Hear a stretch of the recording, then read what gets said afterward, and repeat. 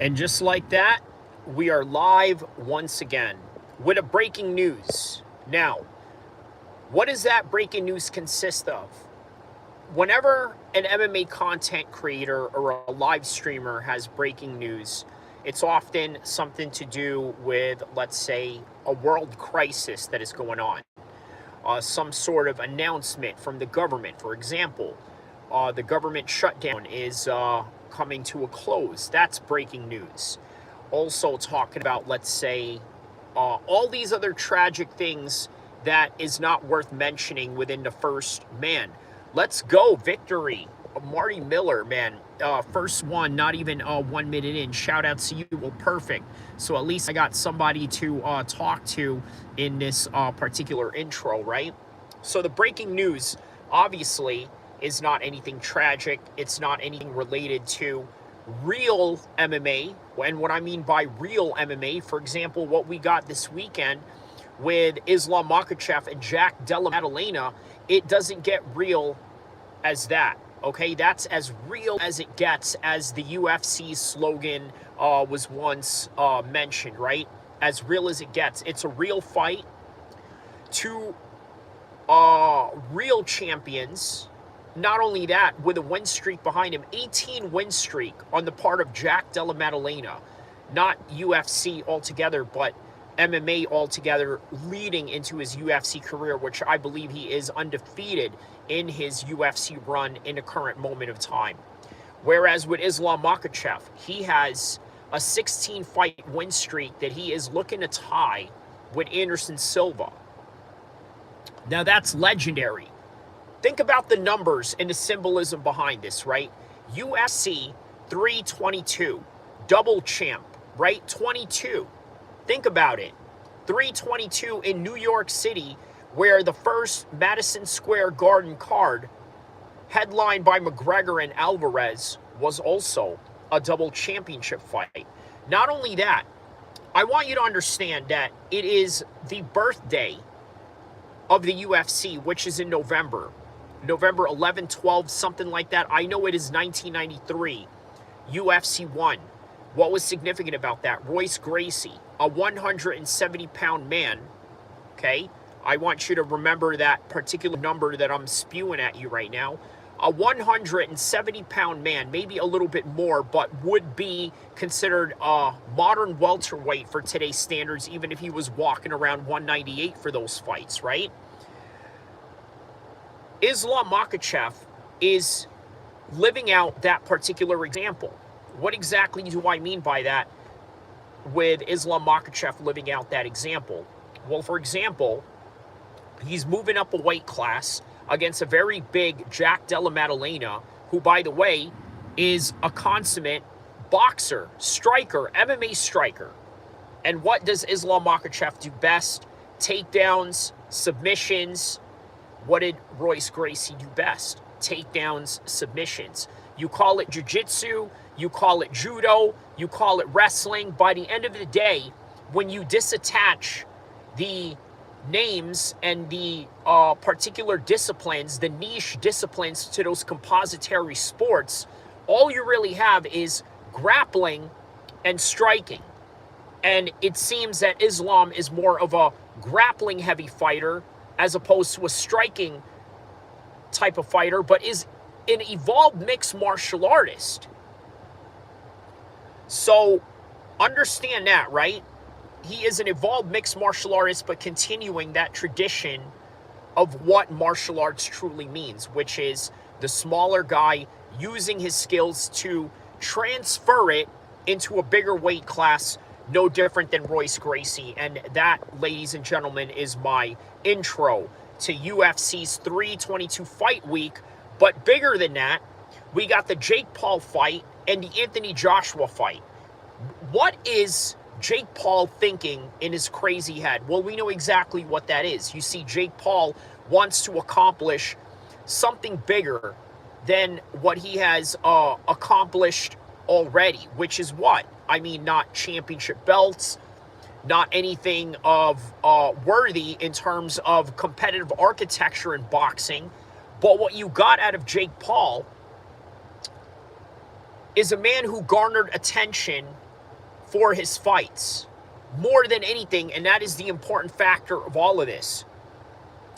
Okay, let's read some of these comments before we talk about the Jake Paul and the Anthony Joshua fight. Oh, but before I do that, I wanted to preface Anthony Joshua as well. Anthony Joshua coming off of a loss against Daniel Dubois. There is no shame in that. Daniel Dubois went on to fight for a world title, and even the first time around gave Usyk some problems before he got finished 2 times in those fights, first time in the rematch.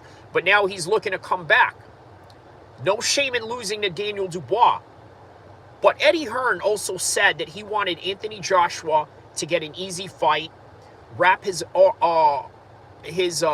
hands one time during the fight night, go through the motions, as he said.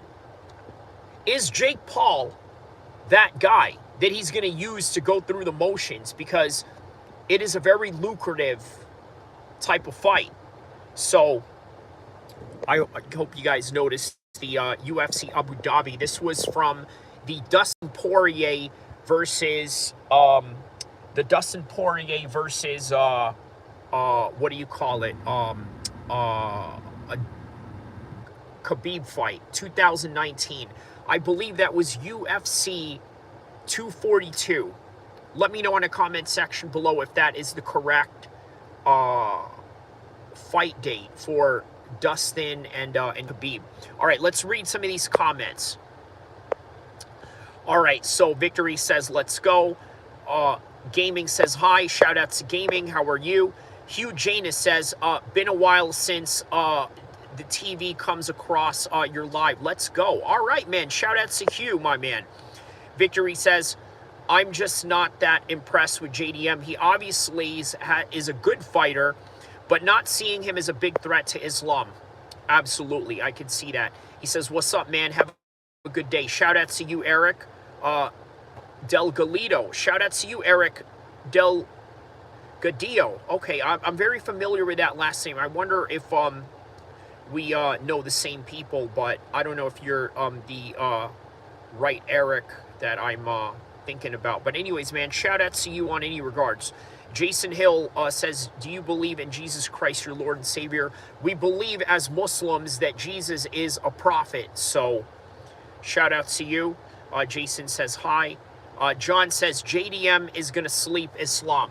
Well, that is a possibility, considering the fact that JDM is a very good boxer. But what do we understand MMA to be these past couple of decades, right? Even going back to the days of Royce Gracie, what do we understand MMA to be?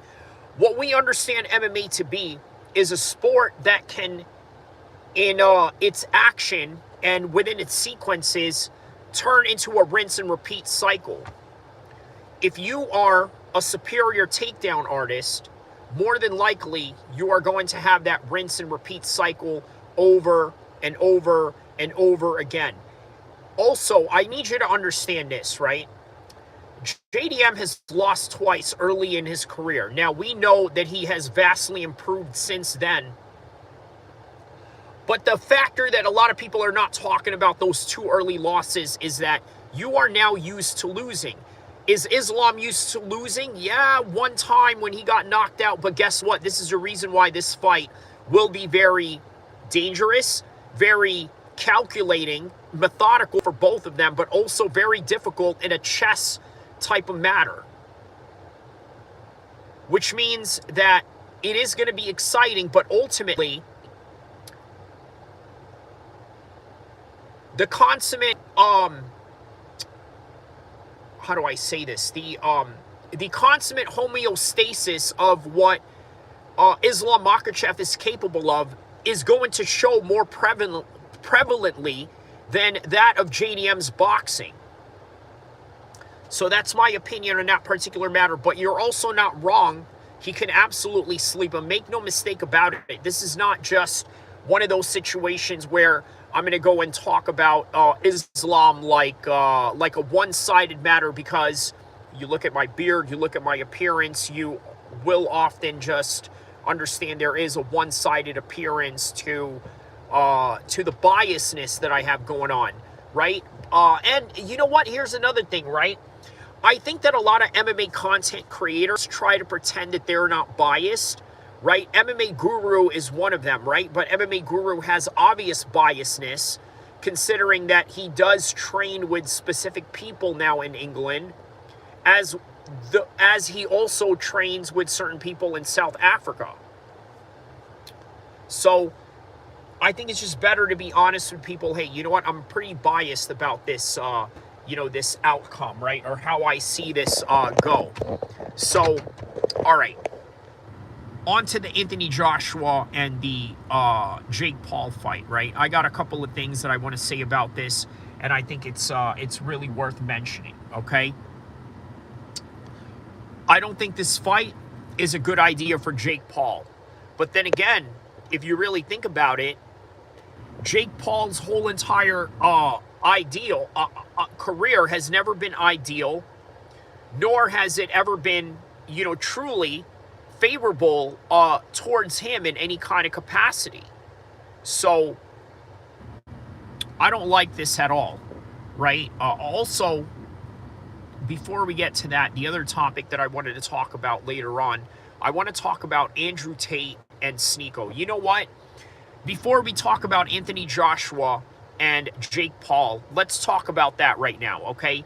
Let's get to some religious topics regarding Sneako and Andrew Tate, considering that it is Friday. I'm actually heading to Friday prayers right after this live stream.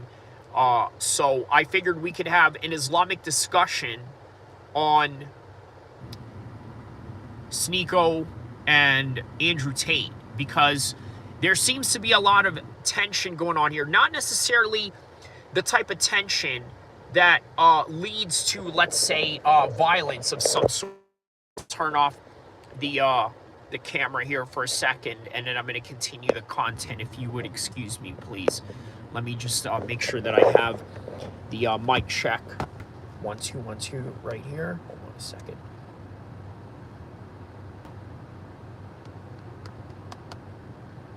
Let me just make sure that we have all systems go here.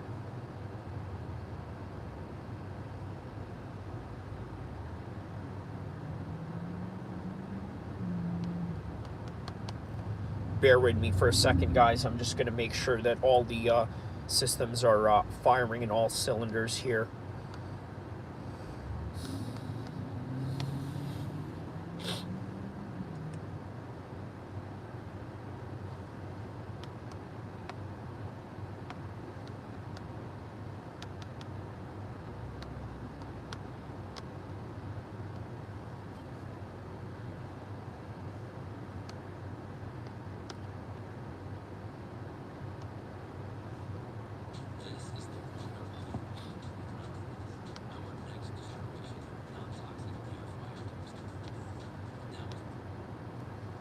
Okay, mic check 1 2 1 2.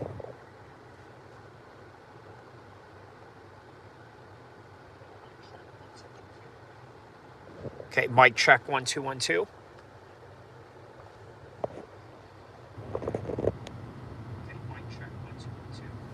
Okay, perfect. So we got the mic going on.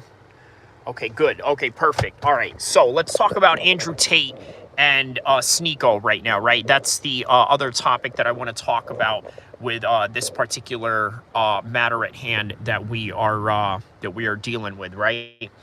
So, okay, for those of you that don't know Sneako, obviously Sneako is a social media influencer, right? He's known for sparring with Sean Strickland, for those of you that are in the MMA sphere of things, right? It seems a bit normal nowadays to see all these social media influencers now sort of intermingling with the fighters, and in a way using that as a sort of a mechanism to promote the fights, right? Which I think is interesting in and of itself, right? I think it creates a different dynamic to the fight game.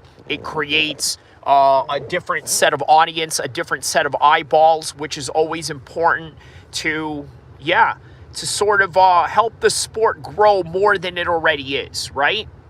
So Sneako, yes, you guys know him as the guy that went in there and sparred against Sean Strickland. But guess what? Here's another thing that you got to know about Sneako, right? Sneako also went in there and had a bit of a sparring session with Andrew Tate in terms of Islamic ideals and Islamic beliefs, okay? By the way, before I, let me just show you guys something a little bit in the camera right now. Hold on, let me see here. I'll show you guys some cars here, and a little bit of some old school cars here. So, okay. All right. So, all right. Just wanted to show you guys that a little bit. One of the buggy rides that I am at right now. I'm obviously right now turning off the camera because I'm just at an area where, well, let's just say not everything is for content, right? Just for the sake of the privacy of other people. Okay, so speaking of privacy, this sort of goes into the conversation that Andrew Tate and Sneako had. And what exactly was that conversation about? Well, the debate that they have about, let's say, Islamic practices and Islamic beliefs, right? Sneako, from what it seems like to me, okay, has a very classical way of understanding Islam, a very orthodox way of understanding Islam, whereas with Andrew Tate, I feel as though the way that he is learning the Islamic faith is through secondhand information from non-experts of some sort, right? Whereas with Sneako, if you notice, Sneako goes out of his way to talk to Islamic scholars, people that are very knowledgeable of the religion. Now, one example of that is you've seen Sneako do content with the likes of Sheikh Uthman. Now, Sheikh Uthman is an Afghan former Southsider gang member from San Diego who later became an Islamic scholar, right? So he's got a pretty interesting story in and of itself, right? So by understanding that, right, the type of interesting story that Uthman has going on, right? Obviously, Sneako was able to, what do you call it? Sort of relate to him, confine to him. Hold on, let me show you guys something real quick.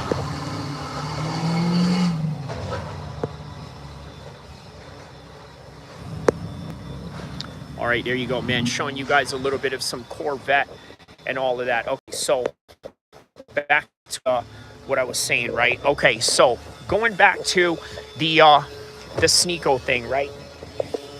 From what it seems like, Andrew Tate comes across as the type of guy that really just wants to do what he wants to do and not really care about the Islamic Orthodox practice of certain things, right?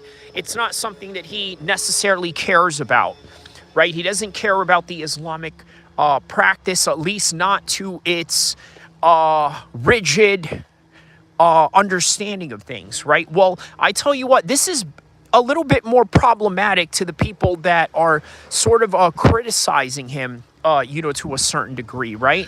So are these criticisms warranted? Well, it depends exactly who you ask, right? Because if you are a person that basically cares about following the rules, the rigid rules of Islam, okay, then, okay, you would have some criticisms towards Andrew Tate. But if you are somebody like Andrew Tate, who doesn't really care about these things, and then you kind of have an identity attached to other things, I mean, it kind of creates this, this ripple effect of conflict that him and Sneako have going on.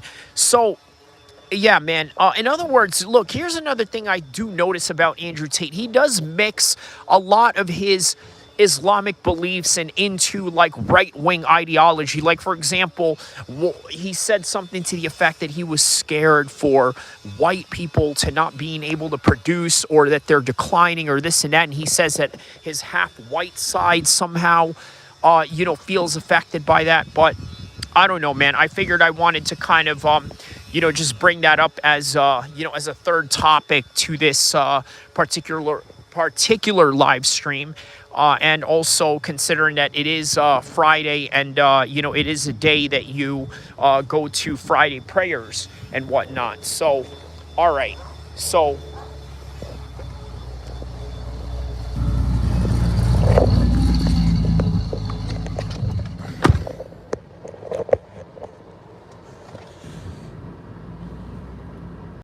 some old school cars here.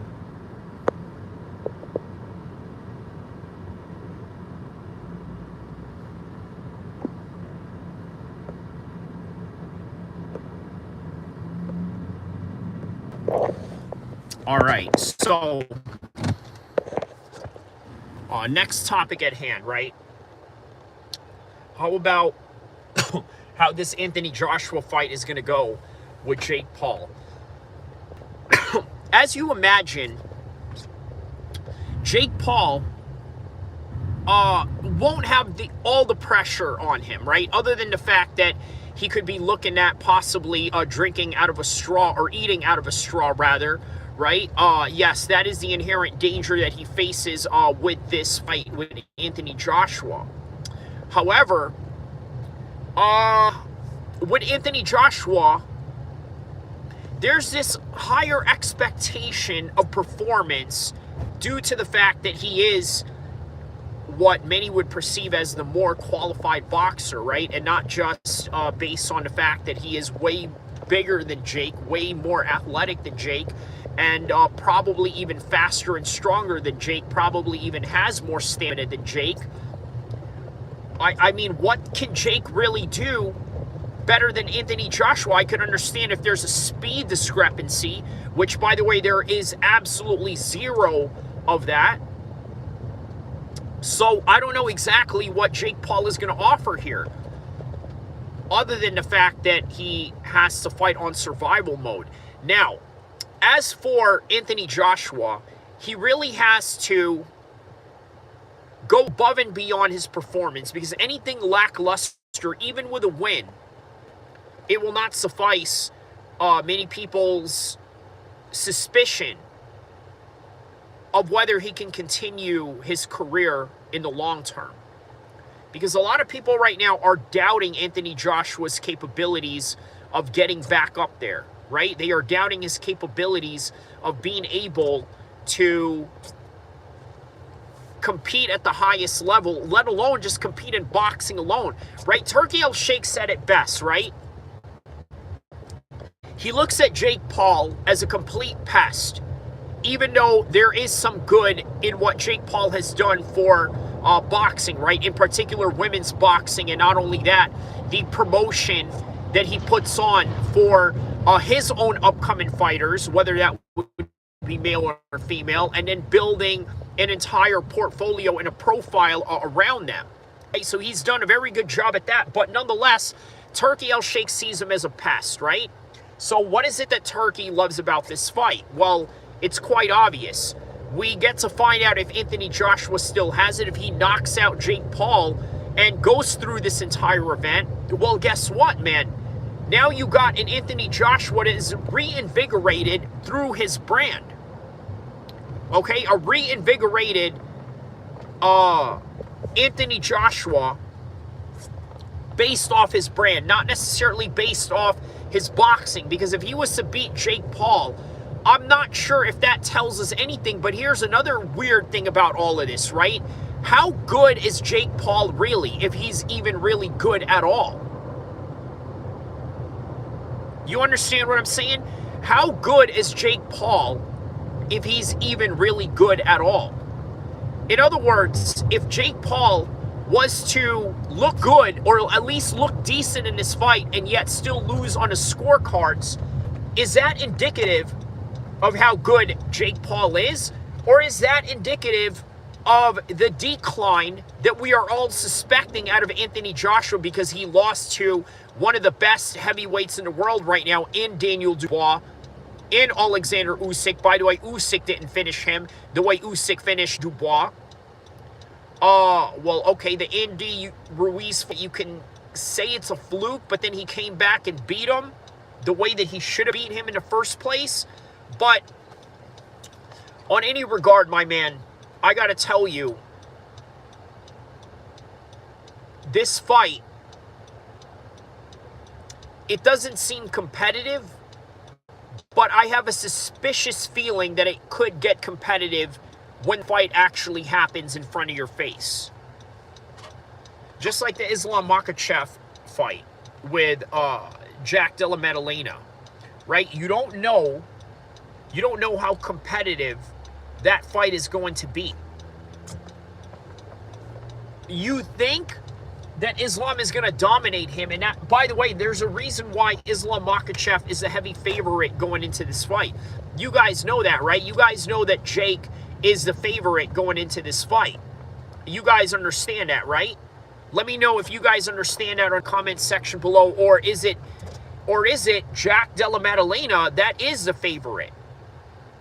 Let me know, but I don't think he's the favorite going into this.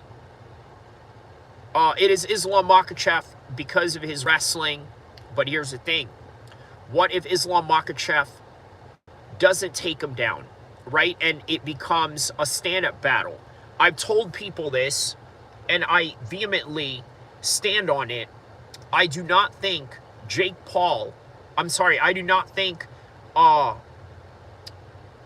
do not think Jack Della Maddalena can outstrike Islam Makhachev.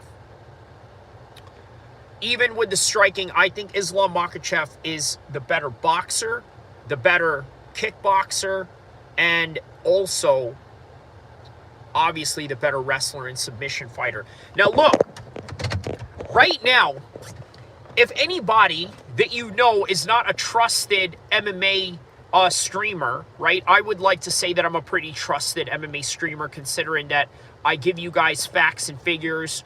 I try to stay unbiased as much as I can, and when I do have a slight biasness or an overt biasness, I would tell you blatantly what that is. For example, obviously with the Islam fight, right? But a lot of people are going to say that's a casual take.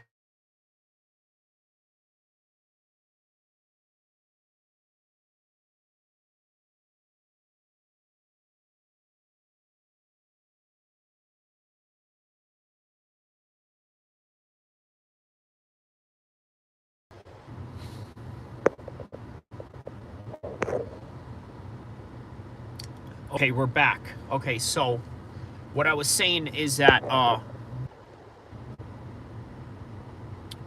right, sorry. Sorry about that. Had to answer the phone.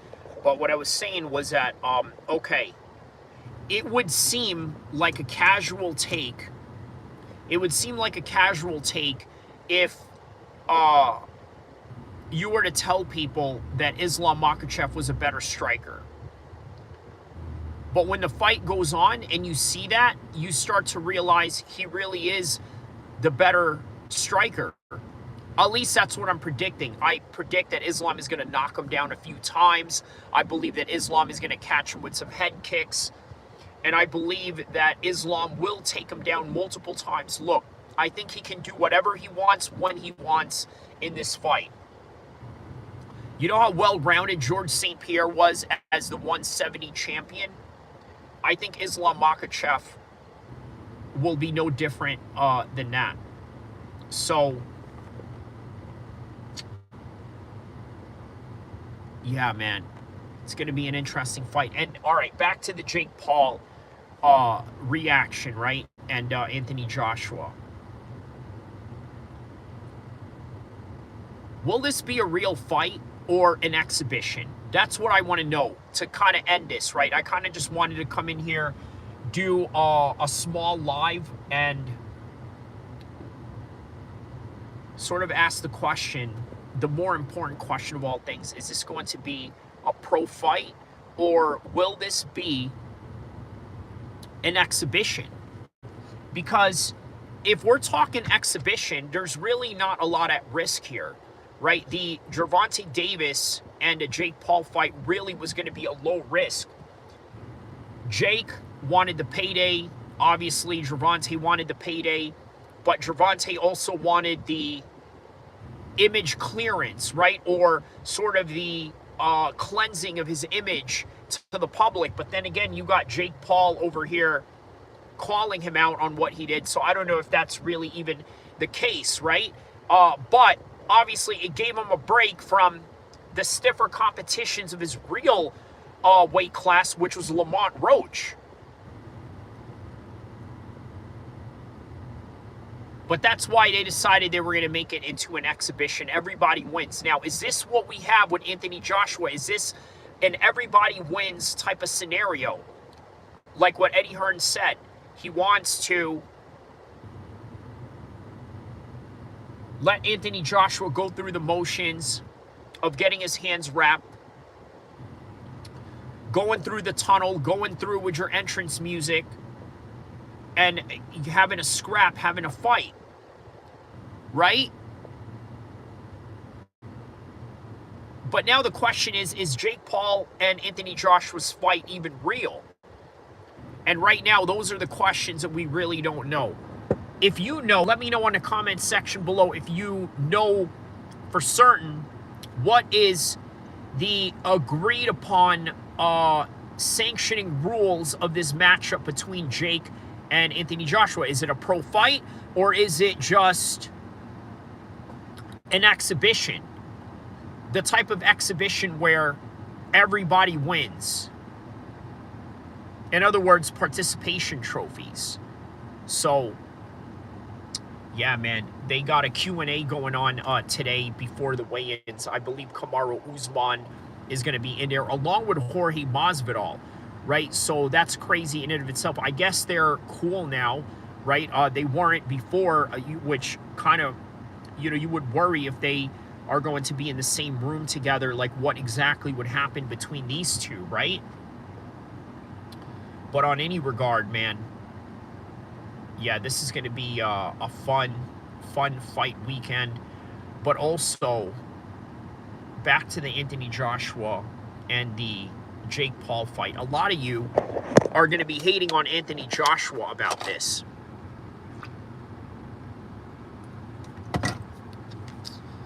A lot of you are going to say that Anthony Joshua is a sellout. Anthony Joshua should be out there fighting real guys. Anthony Joshua is over the hill. That's why he's fighting Jake Paul. And to a certain degree, you're right. But guess what? Anthony Joshua is a lot more wealthier than you. And now, with this Jake Paul fight, he just doubled his wealth. So you can either enjoy it or hate on it, right? I guess as a boxing aficionado, you're not necessarily criticizing it out of hate. You're criticizing it out of the real competitive matchups that you want to see. But the question is, what sort of competitive matchup does Anthony Joshua have left, if any at all?